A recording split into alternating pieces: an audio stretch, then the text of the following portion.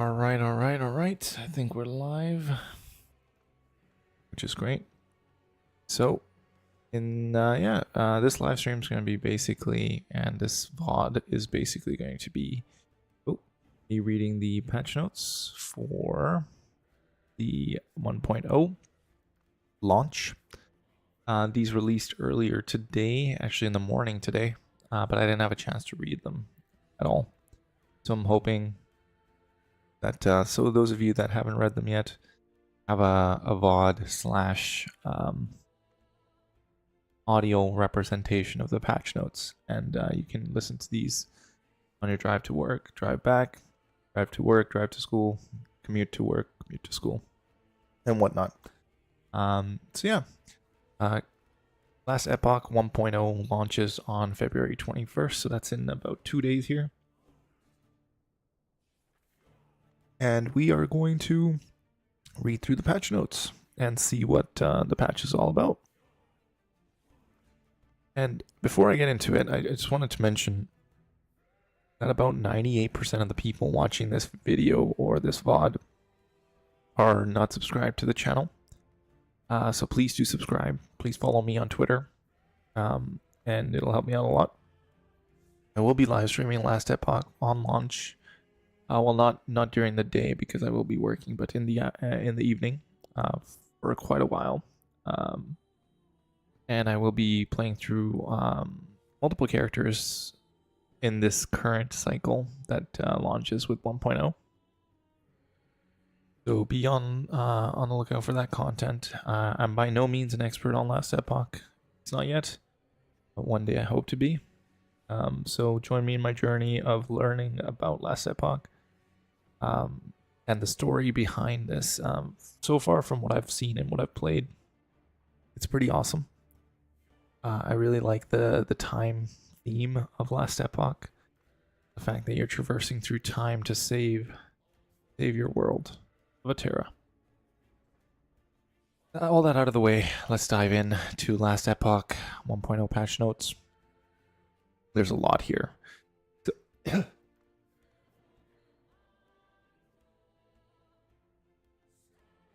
Excuse me, I had to cough there. But there's a lot here. And there is a video out on YouTube currently already called Last Epoch 1.0 Overview by game director Judd Cobbler. It's Last Epoch 1.0 patch overview.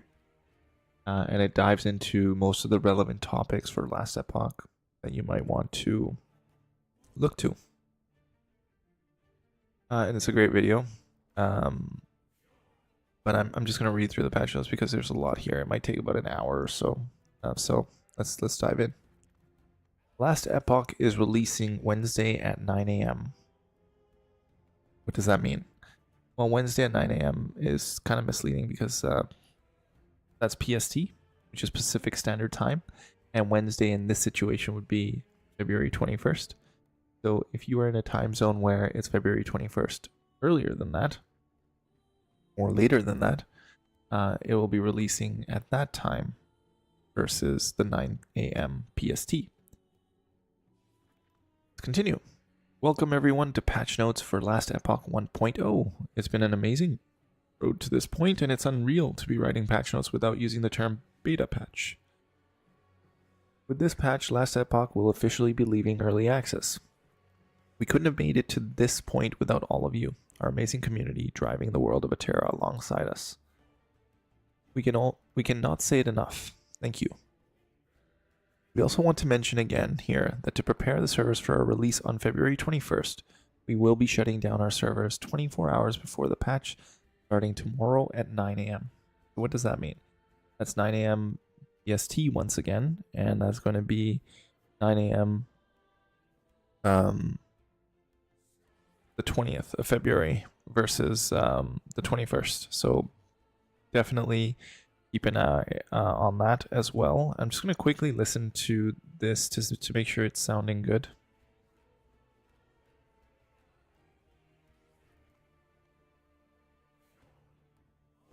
And it looks like it's sounding pretty good, so we'll continue. Oh shoot, it's still playing. Oh no, that's not what we want to do. Okay, cool. So you probably got some reverb there. but we'll continue now.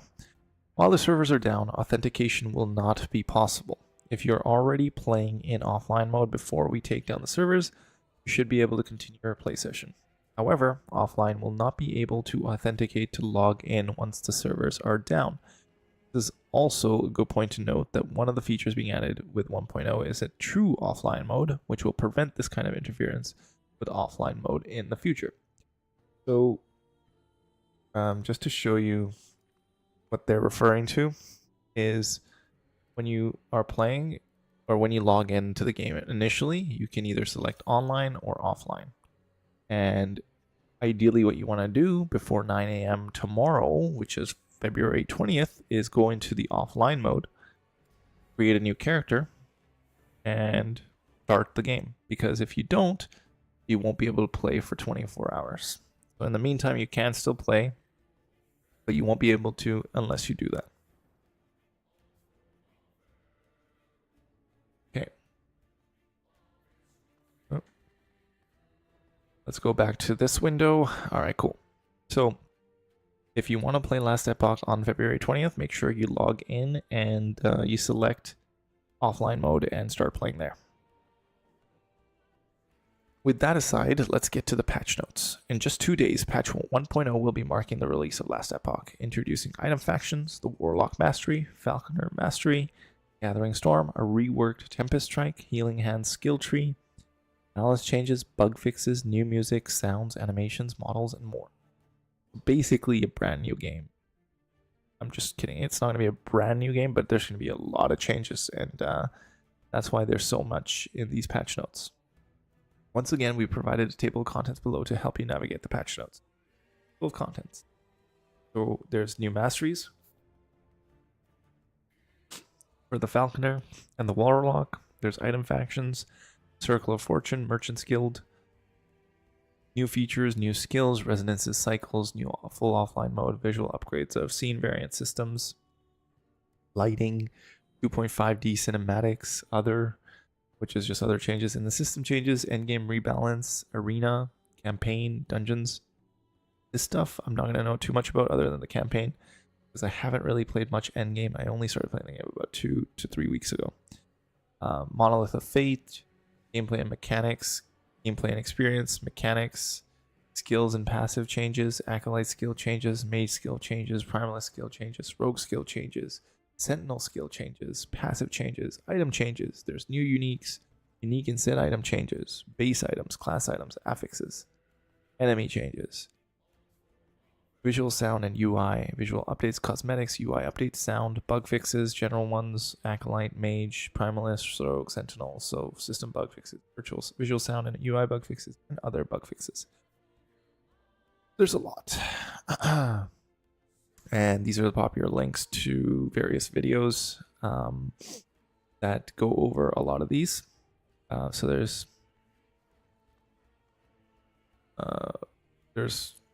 181 replies with an estimated read time of 65 minutes. Wow. Okay.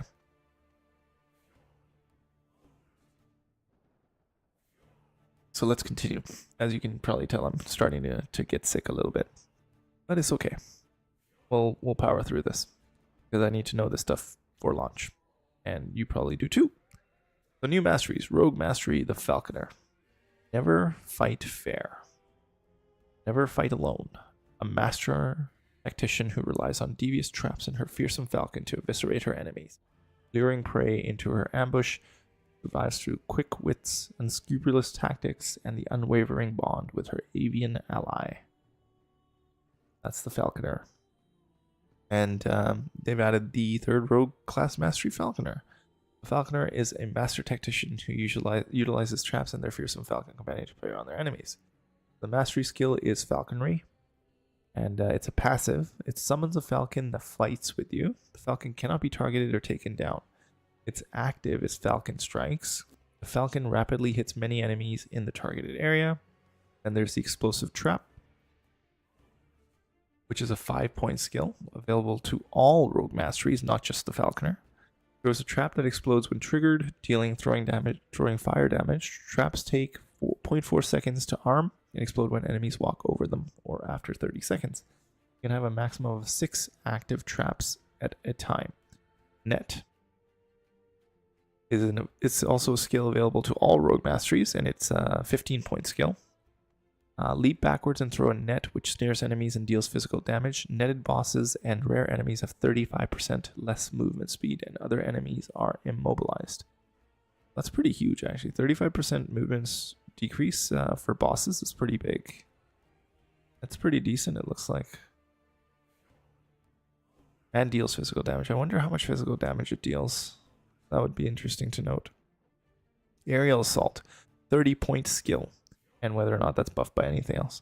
You leap towards a target and your falcon dives to catch you and momentarily carries you further, or flies up and unleashes a wing burst at the target location. So this is not available to other rogue masteries. Aerial Assault is a 30-point skill, but it's only available to the falconer. And Dive Bomb, it's a 35-point skill, only available to the falconer. Your falcon ascends high into the sky, then dive bombs the target location at high speeds, dealing a high amount of physical damage to enemies in the area. Okay. Wonder how much that damage is. It doesn't tell us, which is unfortunate.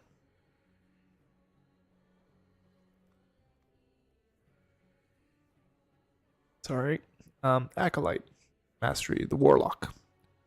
Practitioner of forbidden arts. She tears into the essence of her foes, twisting and corrupting their bodies and minds with curses most vile. Through her dark magic, she can devour the very souls of those who would dare stand in her way. Looks pretty badass. I like the symbol too. Nice. The Warlock is a master of forbidden magic who utilizes curses as well as necrotic and fire magic to ruin their enemies. The Chthonic Fissure. It's a mastery skill.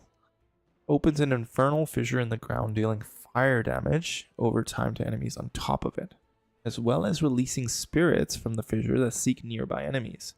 These spirits inflict a curse that slows and deals necrotic damage over time. You can only have one fissure active.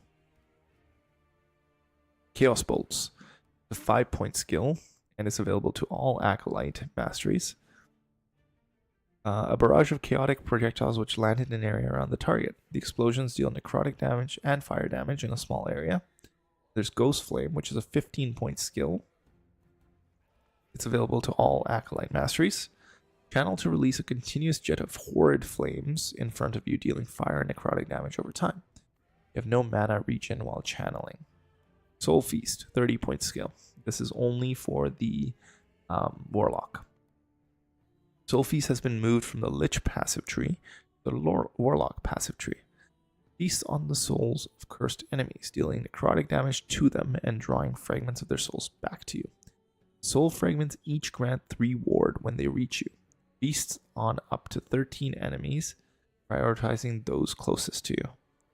And there's a Profane Veil, which is also a 35-point skill, only available to the Warlock. Channel to conceal yourself within a Profane Veil that deals necrotic damage over time to enemies around you. While concealed, you dodge every hit, but you can still take damage from damage over time effects such as ailments, and you move more slowly. Lasts for up to 2 seconds. Also ends when you release the key. Cooldown does not recover during use. Okay. Now on to the item factions. One of the coolest systems Last Epoch has introduced, and one of the systems that I'm pretty sure every ARPG is going to have pretty soon, which allows you to play the way you want. You can choose a Circle of Fortune, which enhances item drops and allows you to seek prophecies to help find better and more items. Or you can choose the Merchant's Guild, which gives you the ability to trade items via the bazaar or directly with other players, which is pretty dang cool if you ask me.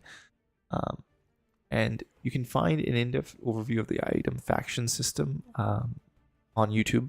They've done a complete video on it, as well as a detailed video with explanations of the system. So, when will you be able to join the factions in Last Epoch? Well, your first opportunity to join either the Merchant's Guild or Circle of Fortune comes with your arrival, the upper district of the Great Mercantile City, Maj Elka. Each faction will allow players to make a meaningful and rewarding choice in how they want to empower their loot hunt in Terra. You will rise through the ranks of your selected faction and gain reputation by defeating enemies, completing quests while aligned with that faction. This means that you just by going about your adventure, you will passively build reputation with your current faction, which is pretty cool. So regardless of which one you choose, you'll passively build a reputation. You can join and leave factions at any time, and your reputation with a faction is never lost or spent, and is also shared across your account in that game mode. This means if you rank up one character to Circle of Fortune rank 7 on Hardcore Cycle, any of your Hardcore Cycle characters upon joining Circle of Fortune will both share and contribute to that same rank progression. Characters in a different game mode, such as Solo Challenge or Normal Cycle, do have their reputation separated in the same way the player item stash is. So basically, if you're playing the same type of game, so if you're playing hardcore, you start another hardcore character, that cycle, you'll be able to share the progress. Same goes with if you're starting a normal cycle and you start another character in normal cycle, they'll be able to share the progress. Once one of your characters within a given game mode has joined an item faction, subsequent characters in that game mode are able to join a faction at Keeper's Camp in Chapter 1. So, I'm not sure what they mean by this. Oh, okay, I guess it means what it says, which is that basically, in whichever game mode, once you join a faction on the first character, all subsequent characters in that specific game mode can join it at the Keeper's Camp. Items you gain through the bonuses of your chosen faction will not be tradable, but can be gifted.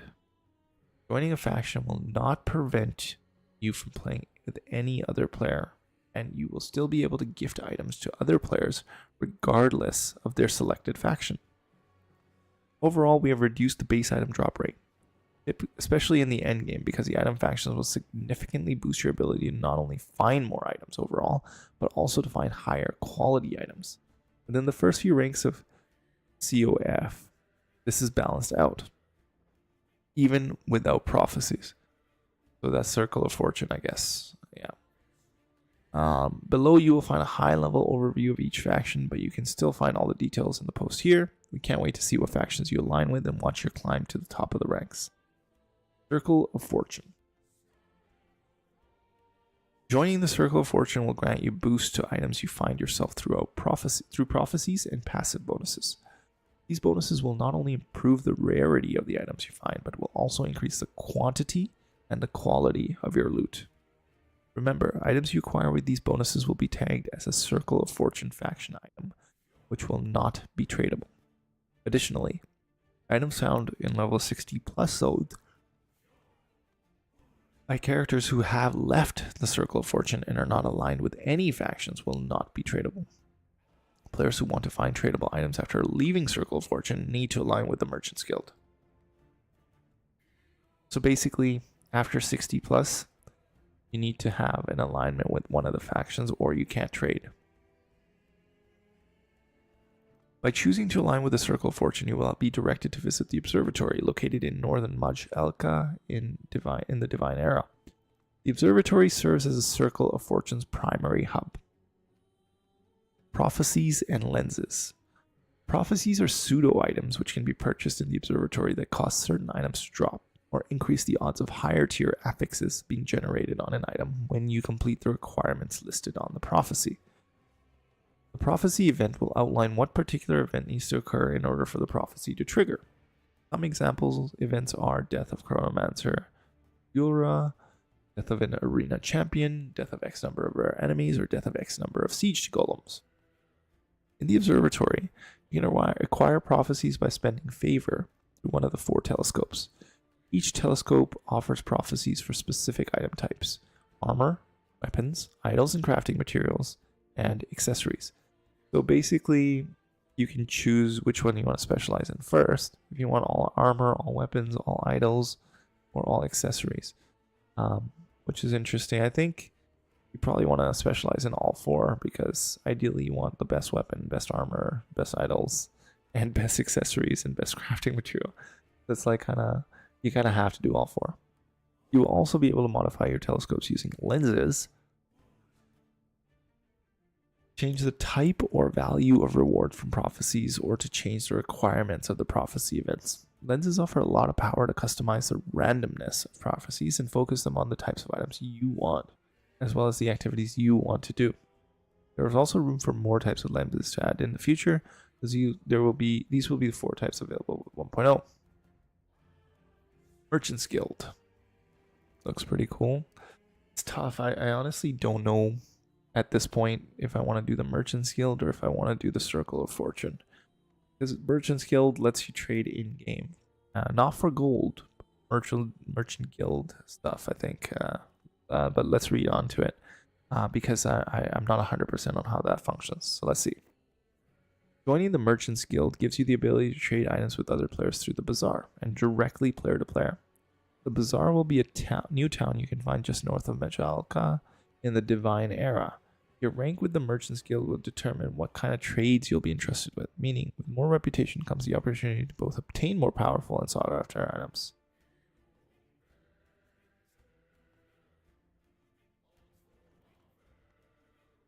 I don't know if the sentence makes any sense. Comes the opportunity to both obtain more powerful and sought after items. Okay, so I guess both powerful and sought after. Buying items. In the Bazaar, you will find numerous stalls with an icon representing what type of item you are about to find. You can find at that stall. At the stall, you will be able to purchase a specific item type from players all across the world who are participating in the same game mode, such as Hardcore Cycle. With the Bazaar, we wanted to make sure players have all the power they need to find what they're looking for. So in the Bazaar UI, you'll find options here you would not find in the loot filter. And the ability to refine your searches to find whatever you need. If you want to purchase an item directly from another player, you will both need to be in the Merchant's Guild and in the same town. You will be able to initiate third-player trade by simply right-clicking on the player when you are nearby. Okay.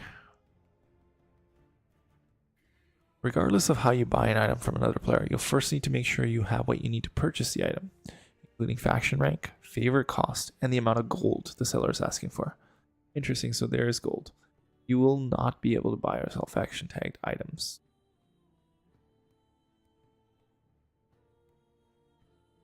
So, it's faction tagged with the Merchant's Guild. You won't be able to buy or sell it, but you will be able to buy or sell untagged items through the Merchant's Guild. I think that's what it's saying. Selling items. To sell items through the Merchant Guild, you want to start by visiting your personal stall. This can be accessed through any vendor in the Bazaar or by speaking to Kubra, Merchant's Guild NPC. In the My Stall UI, you will be able to easily list an item, and the Merchant's Guild will automatically assign a favorite cost to list the item based on the item quality, list the required rank, and provide you an input box to enter your asking price for the item. Trading directly with a player will work the same way, but will still require you to be in the same town and both be in the Merchant's Guild. So this is where the genius of the system comes into play. So with ARPGs as a whole, the marketplace for buying and selling items, if it's just gold, is going to result in people who log in and get bots and just farm gold. Or gold farmers, as they're more commonly known. And in that way, they can just buy and sell, and the price inflates like crazy for items that regular players might need. But with this system, because you have to have a favorite cost to list the item and also a favorite cost to buy the item, if you don't have the Merchant's Guild and if you don't have the favor, you can't really trade. It doesn't matter how much gold you have. So it disincentivizes the farming of gold unless you're also farming favor. But the guild will automatically assign the favor, which means that the favor cost will kind of give you an indication of how much the item should be worth. So it should curb inflation in that sense, because you've got a baseline or an MSRP, if you will, of what an item should cost. And then you'll have the gold value. So based off of that, people who are charging inordinate amounts of gold for an item that has a low favor cost will be a dead giveaway in the sense of, you know, this item's not really worth that much and I shouldn't be paying that much. It's less likely for people to be swindled and for people to lose gold on getting, you know, not very good items for the price that they're paying. At least that's my take on it. You will also be able to sell any item regardless of rank in the Merchant's Guild as long as it is not a factions tagged item or an item otherwise marked as cannot be traded. However, selling an item will still cost 1/4 the favor required to purchase the item. So the full breakdown for the Merchant's Guild can be found at this link, which I'm not going to open because if we do that, we'll be here all night. New skills, Gathering Storm. So there was a patch note on Gathering Storm or a blog post. So I'm not really going to deep dive into this, but basically, from what I remember when I read it, it's a generator which allows you to gather storm stacks, which can then be used to cast storm bolts.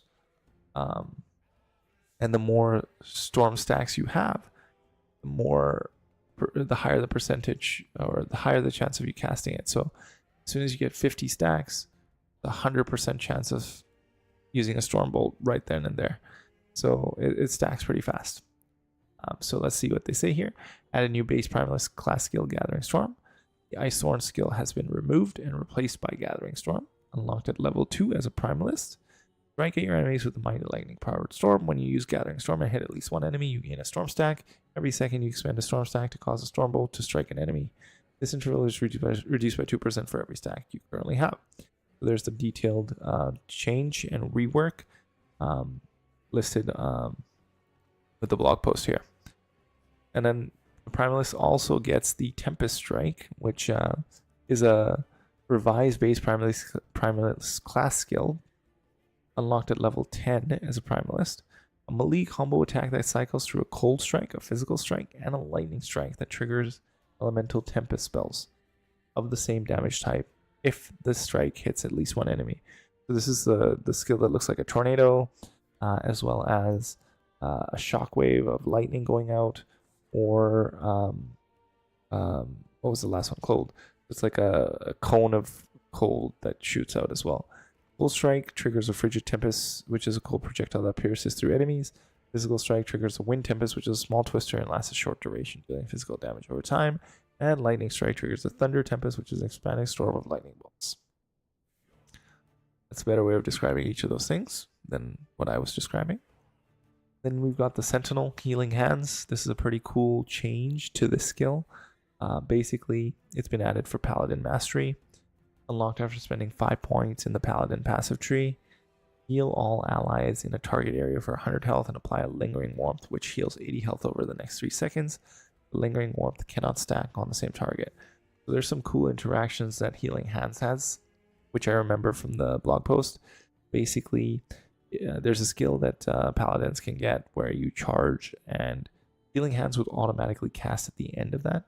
They can also damage enemies. So it synergizes very well with the rest of the Paladin build. So you can make it more of a attacking or damage dealing skill, because Paladins, you know, want to heal the world and destroy their foes with Healing Hands. Or you can, if you're partying with friends, you can make it a more passive and more of a healing skill. So in that sense, you can help your allies and keep them up in prolonged fights. But it honestly just depends on how you want to play it.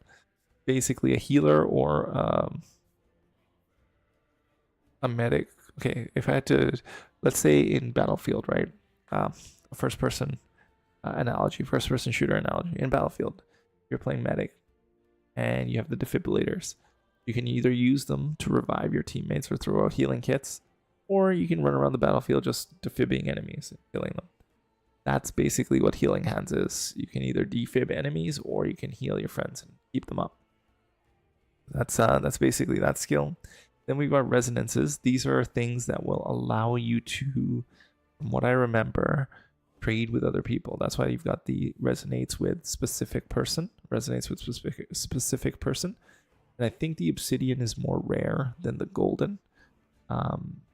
Let's see.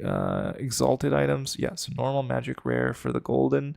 and exalted, unique, and legendary for the obsidian. So the obsidian is more rare and allows you to trade more rare items with a particular friend that you play with.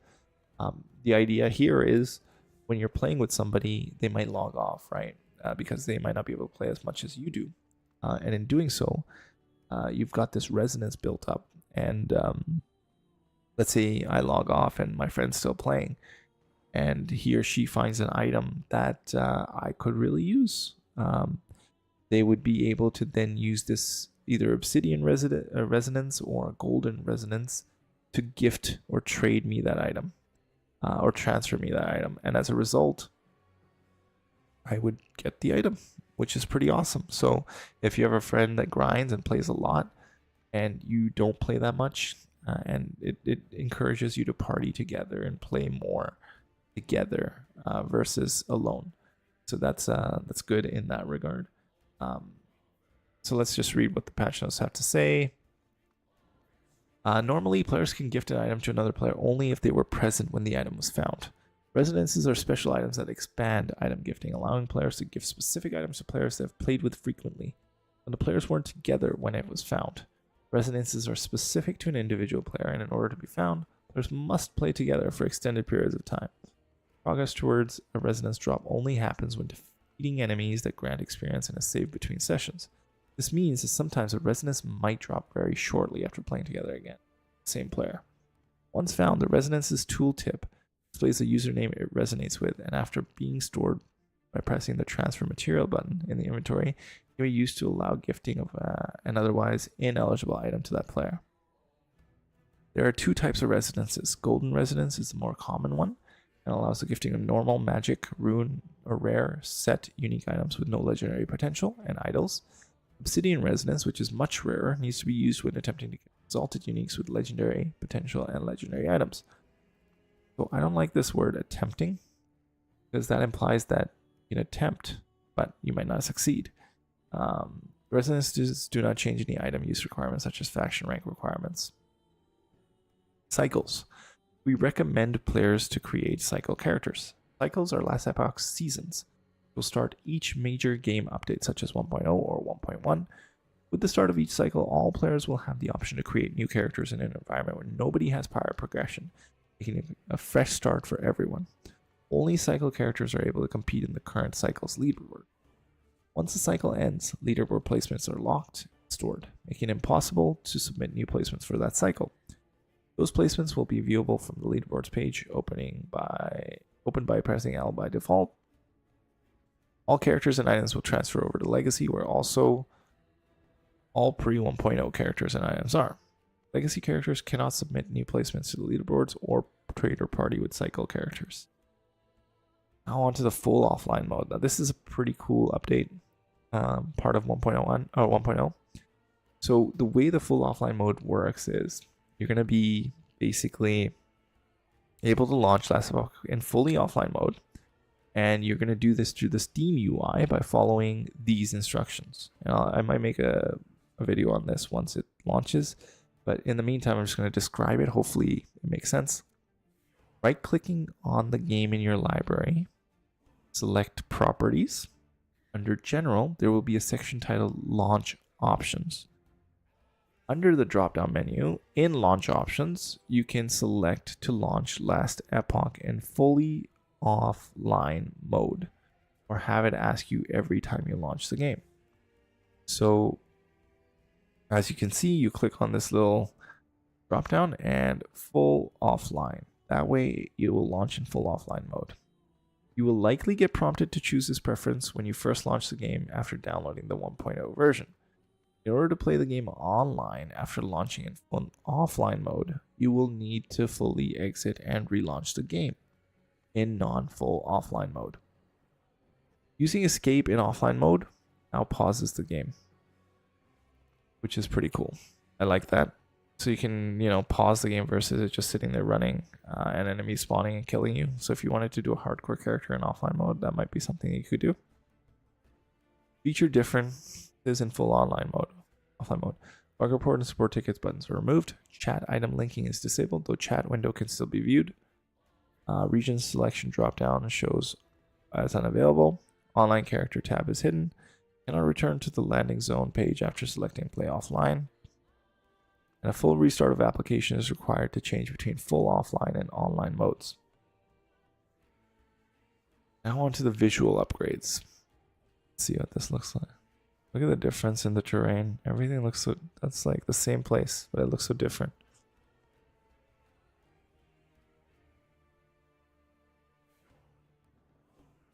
It goes back to that.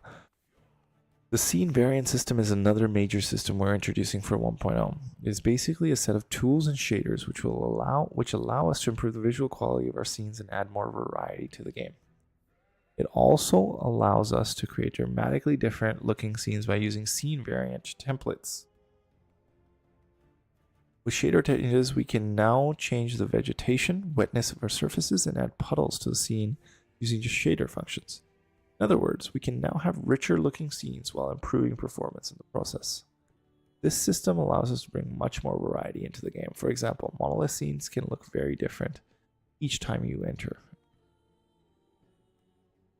Added a new system that changes the environment and appearance of monolith zones. Lighting system.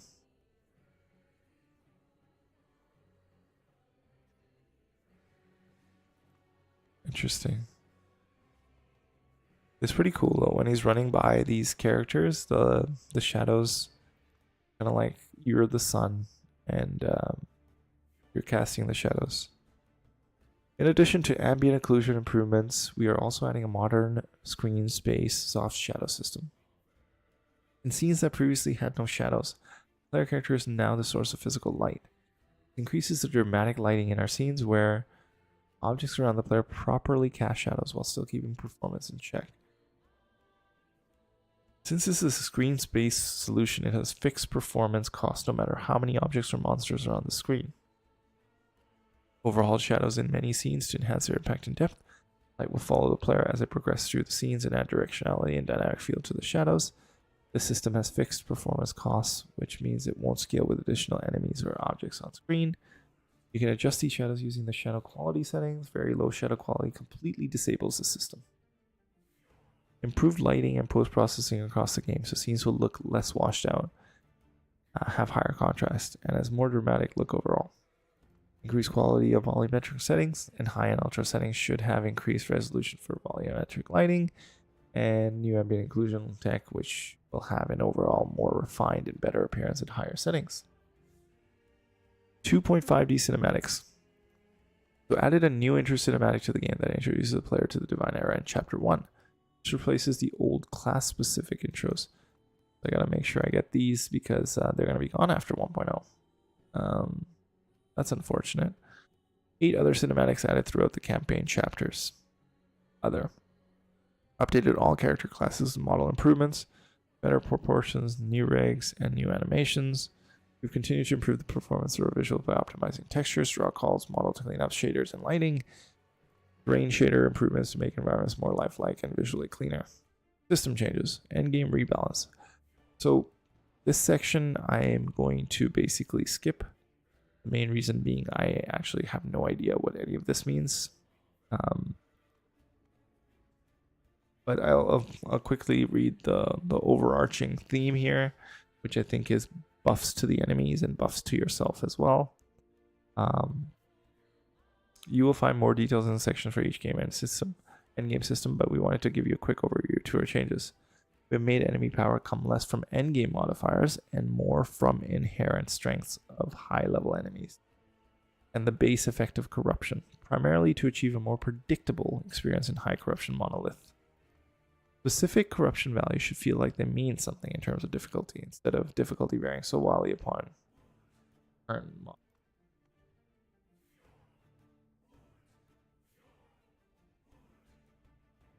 To achieve this, enemies have been buffed globally at high levels. Corruption scaling has been increased. Monolith mods have shorter duration and no longer scale with corruption. High-level dungeon and arena mods have been reduced in power. Overall, we have increased enemy health and damage globally above level 60 by around 5%. At level 80, and once again, by level 100, it's around 25%. Arena. So there's They've disabled bonus XP for characters below 50. There have been some adjustments to T3 and T4 to lessen the impact of the global enemy buffs. Because they've buffed enemies globally, they expect it will be more difficult at a baseline. And they've also changed the scaling for enemies in Endless Arena past Wave 100 to be much faster. For example, Wave 140 is equivalent to the old Wave 200, and Wave 320 is equivalent to the old Wave 500. Consequently, achieving high tiers of Endless Arena is much harder now. Campaign. Many campaign scenes have been tuned to look and perform better. New visual elements have been added to the end of time. I'm wondering what those are.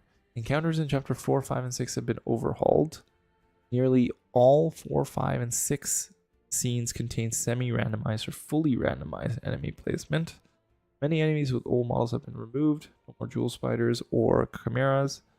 Many enemies with new models have been added, such as zombie hounds, undead hydras, and bone mimics. Other enemies have been shifted around and rebalanced. The Wraith Dunes no longer has infinitely spawning wraiths. I don't think I've ever had the wraiths infinitely spawn.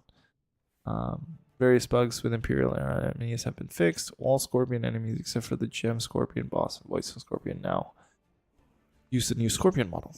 Larger Imperial enemies such as Immortal Eyes and Desecrated Fleshes are now always rare. Quest encounters in 4 or 5 that previously involved a rare enemy now always feature a unique mini-boss. Interesting. For example, the Imperial Wellerin quest has an Inquisitor mini-boss, and the Sapphire Quarter quest encounters have Soul Warden and Sandlich mini-bosses. Chapter 4 also has additional mini-bosses in various zones. Town portals, town waypoints now automatically unlock upon entering the zone. Time-Rift portals now say what era it is taking you to in a transition notification. Dungeons. Okay. So there's a lot of changes to the amount of experience certain enemies give you in dungeons.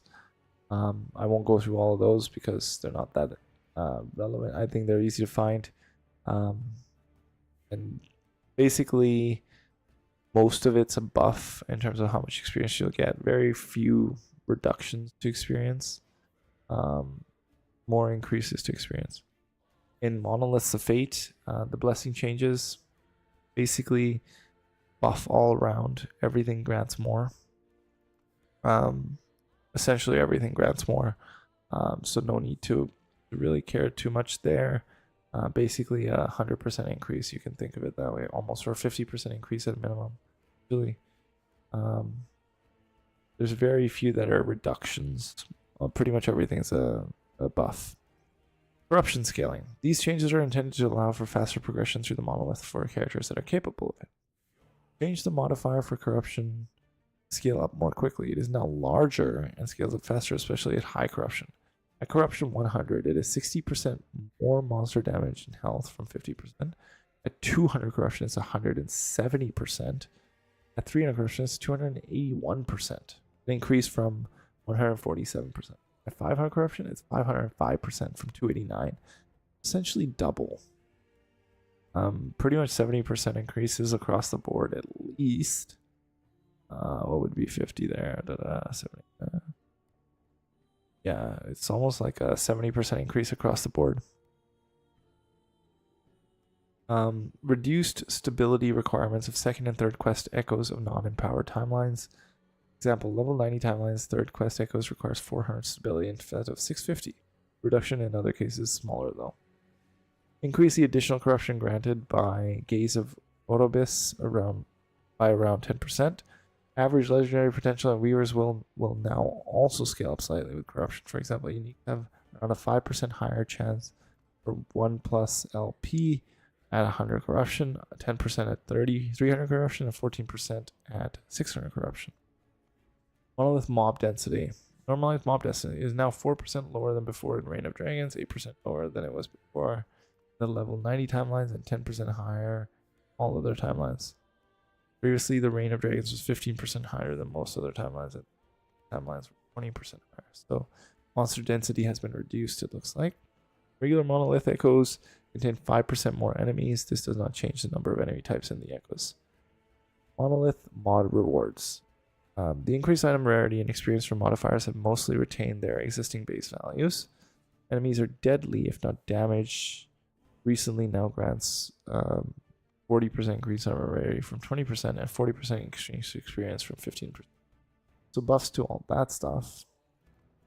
Enemies in rage at half health now grants 40% increased armor rarity from 18% and 40% experience from 5%, which is pretty big. Monolith mod scaling. Monolith mod values are now static and no longer scale up with the corruption or distance from the center of the echo web. Additionally, their duration now scales up to a maximum of 3 echoes from 6. Baseline values of various monolith mods have been changed visibly, but no longer scale. So these were that scaled invisibly. Enemies in rage at half health, the size of the buff scaled up at the same pace as things like increased damage mod. Enemies gain frenzy and haste when hit. The size of the buff scaled up at the same pace as things like increased damage mod. Enemies have high speed and crit chance until approach. The size of the buff scaled up at the same pace as things. Oh, so it was pretty bad before. Enemies are deadly if not damaged recently. Damage buff from deadly scaled up at half the pace as things like the damage mod. Enemies are heal if not damaged recently. But the rate of healing scaled up at half of the pace as things like the increased damage mod. Enemies have a chance to dodge. Dodge rating scaled up at the same pace as things like increased damage. That was capped at twice its base value. Rare enemies regenerate health. The amount of health regen scaled up at the same pace as things like the increased damage mod. New monolith echo modifier values. All resistances 25%. Armor shred chance 35%. Chill chance 20%. So I'm not sure what the old values were, but I think most of these are increased. Other changes. Disabled monolith XP below level 50. 8 new monolith echoes have been added to the game. These include 2 ruin themed echoes, 3 divine, and 3 imperial. Many monolith scenes have been tuned to look and perform better, completing a timeline that can multiple other timelines now unlock all of them, regardless of dialogue choices in the quest. Added full controller support. Ability to swap. Ability bar from radial menu. Item tooltips and contextual actions for the controller. On-screen virtual keyboard, which is pretty awesome. Removed auto targeting from breakables so they aren't hit instead of enemies. Reduce the aggressiveness of auto targeting. The ability to rotate when using certain skills like Disintegrate, the Avalanche Flurry, Ghost Flame. Remove controller targeting for certain abilities. Same behavior as Teleport. Transplant Fury Leap, Aerial Assault. Rework the targeting of various movement skills. Cycle through loot on ground.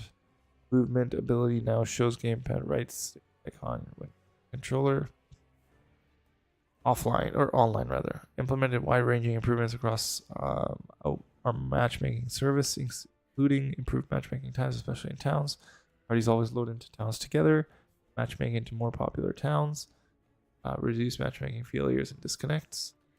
Reduce occurrence of disconnects from portaling. Matchmaking will now always be use your preferred region setting after every server. Maximum of online players per characters per player has been increased to 25 from 20. Interesting. Turned player queues back on. Character creation. Add a solo character found challenge mode to online play. These functions the same as the previous offline solo challenge where characters cannot party and their stash is isolated from all the characters on the account. We have temporarily disabled the option to abandon solo challenge due to a bug that we're working on fixing.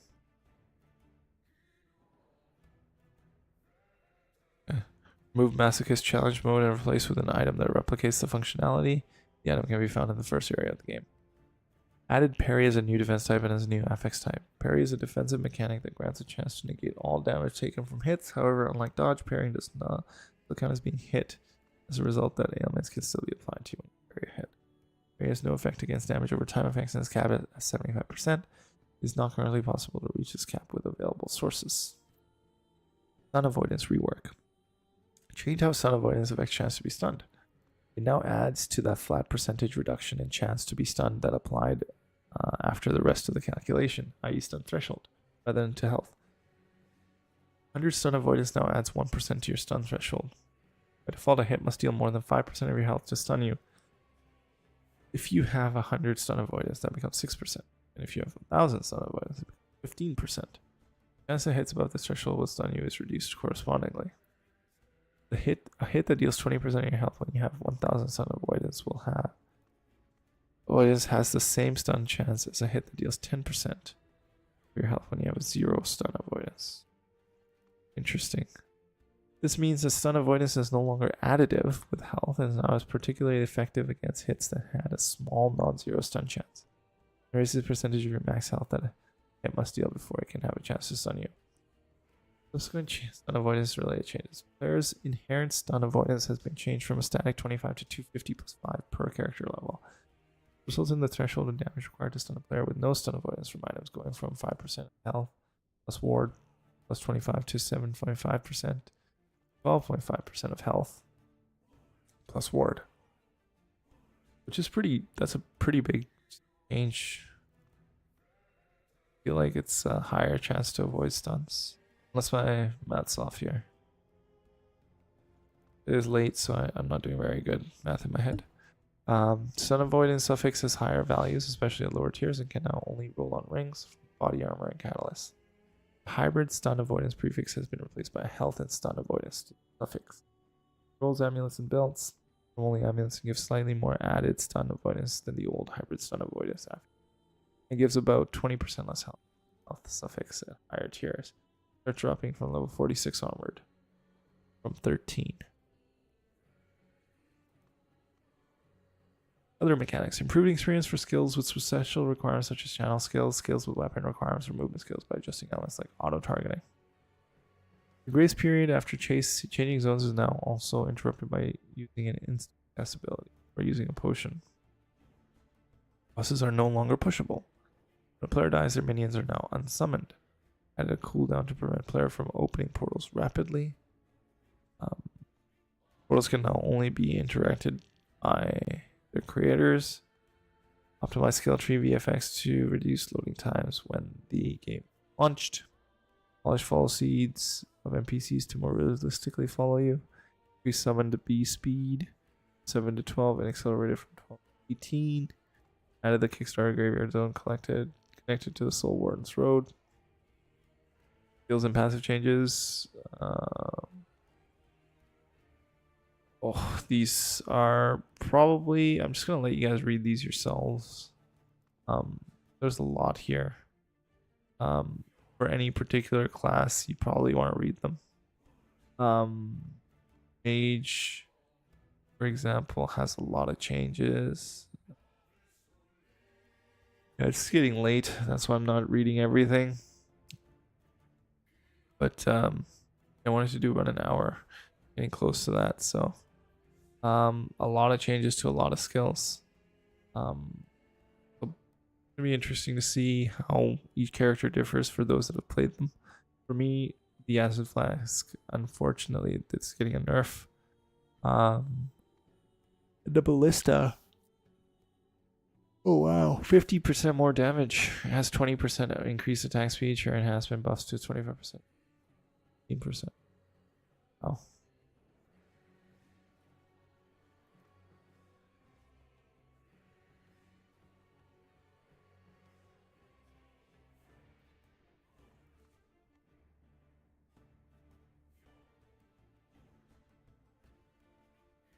That's pretty cool. Automatic respec for Ballista specialization. Cinder Strike. The first bow attack is 20% slower. 200% added damage effectiveness.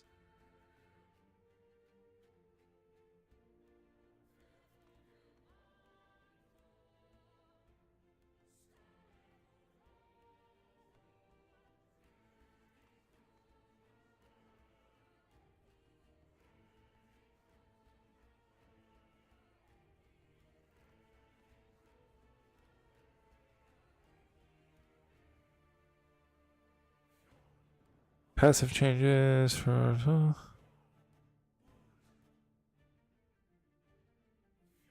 added 13 new uniques. Wheel of Torment, Yunvar's Rise, Yunvar's Hegemony, Yunvar's Exile, Communion of the Erase, Cision Coil, Sigion's Reprisal, Line of Malathros, Vial of Volatile Ice, Blood Roost, Falcon Fists, Talon of Valor. Wraith Lord's Harbor. Unique and set item changes. Aaron's Well base item type remains Revenant Plate, causing it to gain 100 around 3 to 6% of mass health gained as it endures threshold, but loses 11 to 15 endurance. Aberrant Call. The increased minion damage mod is now just affects minion melee damage. Also grants 13 to 35% legendary increased minion movement speed as an effective level for legendary of 38 from 10. A lot of these got changes.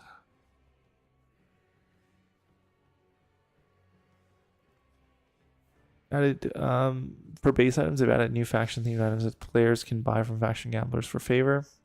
And 4 new endgame caches containing rare and exalted versions of all the base types of each faction. Reading the non-class specific Force Guard base type Force Cuirass to avoid confusion with the Primus specific Force Guard base type. Item level requirements for affixes is now capped at 90.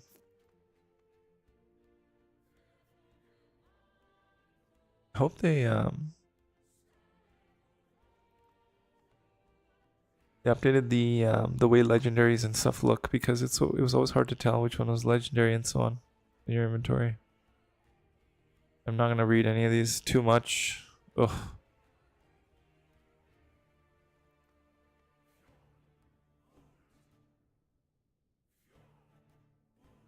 A lot of changes to enemy types too. They all have 2% more health. They all deal 1% more damage.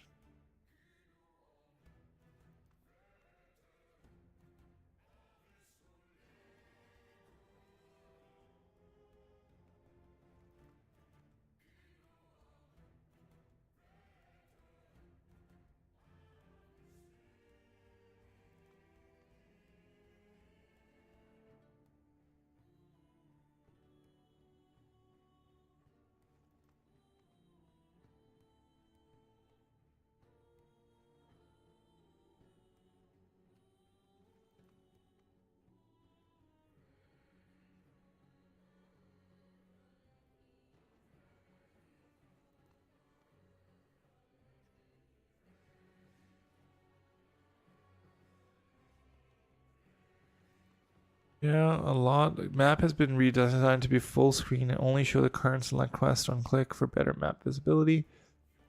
Graphics has been updated to better show towns, dungeons, campaigns, skips, and other notable locations. The tracker has been updated so that you can pin and unpin tracked quests. Main quest will always be tracked. There is now an icon to the left of each quest denoting the campaign chapter where the quest is located. Quest markers have been redesigned to feature 3D icons above NPC heads and now better reflect the following states. Side quest. Quest available, quest accepted, quest ready to turn in.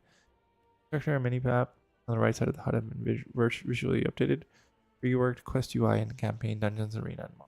Nice.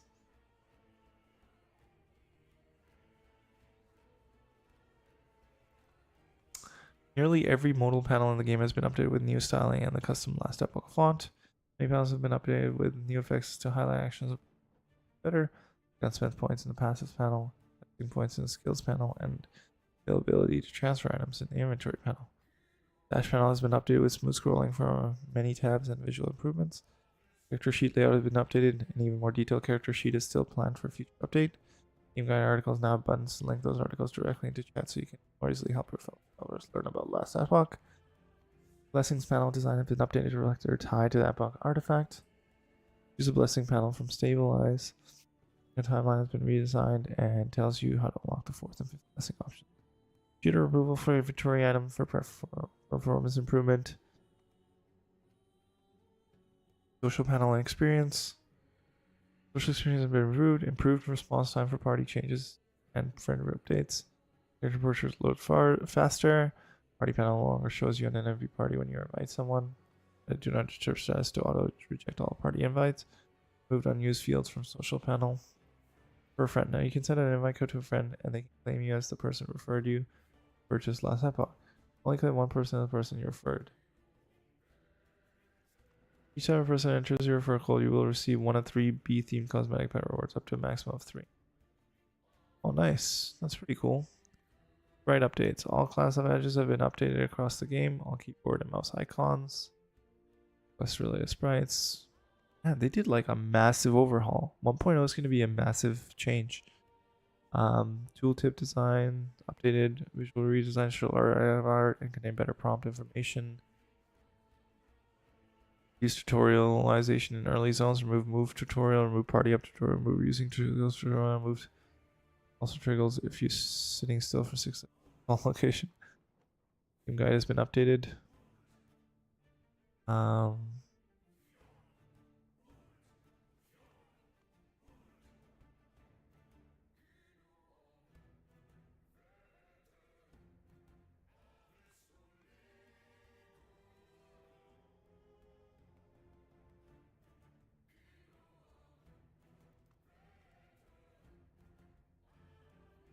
General skill bug fixes.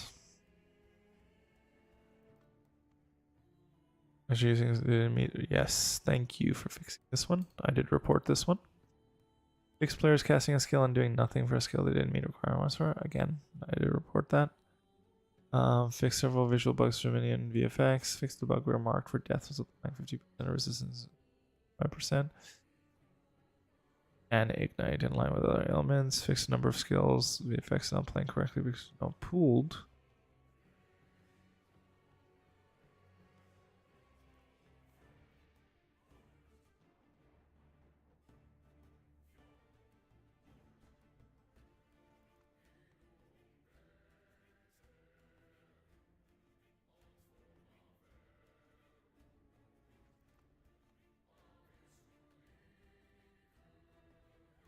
Multiple skills such as flurry or detonator would miss a target that it shouldn't. Acid flask. Physical damage, dancing strikes. Trickling cuts now clearly states as a global damage over time modifier by that. 3. Puncture fix the bug where bleeding fury would display his name as Firebrand. But where shurikens could fail to cast if you transition to a new zone while blade shield was active and offline. You can miss nearby targets. Oh, I saw that. All text now states that added damage applied. Yes.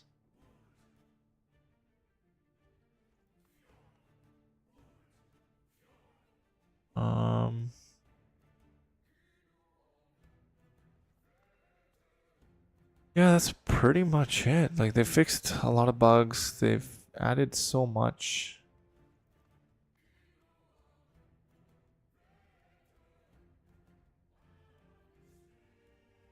Fix a bug that caused a visual infill for the ward globe wouldn't appear in many situations.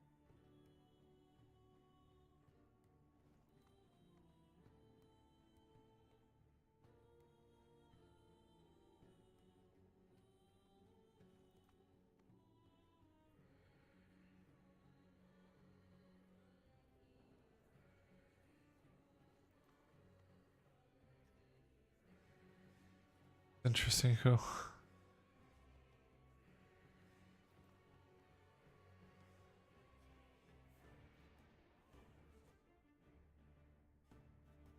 Alright, I didn't read everything, but not like checkmates. But looks like 1.0 is going to be pretty awesome. I hope you guys enjoyed this reading of the patch notes, not in full though. But that's because I'm not well versed enough to give my takes on a lot of these things because I haven't experienced them myself. But going forward, I will be able to do the patch notes much better. If you guys enjoyed this, don't forget to like, share, subscribe, and yeah, I'll see you in the next one. Thanks for watching.